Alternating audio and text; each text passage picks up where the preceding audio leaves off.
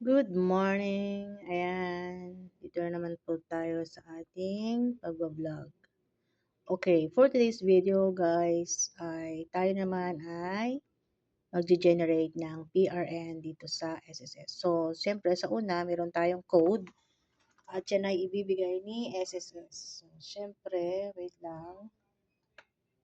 Kukunin natin yung code niya. Ang code niya ay 634818. 634818. Yan, bago tayo mag-go kasi kailangan nila yan. And then, so ayun na nga, click agree lang yan. Pupunta tayo sa payment, reference, contribution.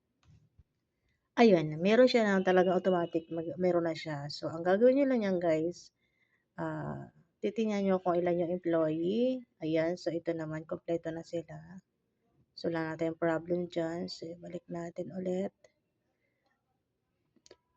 And then, da-download lang natin yan. Kasi wala naman tayong pass na unpaid na babayaran. So, bayad na siya. So, ang kailangan natin ngayon, ida-download lang natin to guys. So, click download.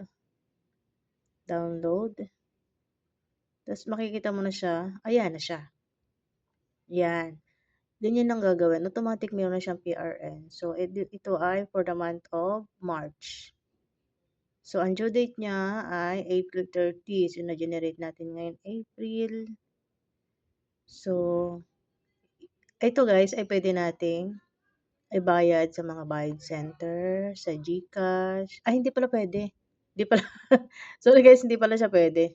Hindi pala siya pwede na ibayad sa, sa GCash na. So, kasi pag employer, kailangan natin pumunta ng SSS center. So, ayun. Ganun lang kadali kumuha ng at mag-generate ng PRN sa SSS. So, ready for payment na yun, guys. Dalhin na lang natin yan sa SSS. Thank you so much. Thank you for watching, guys.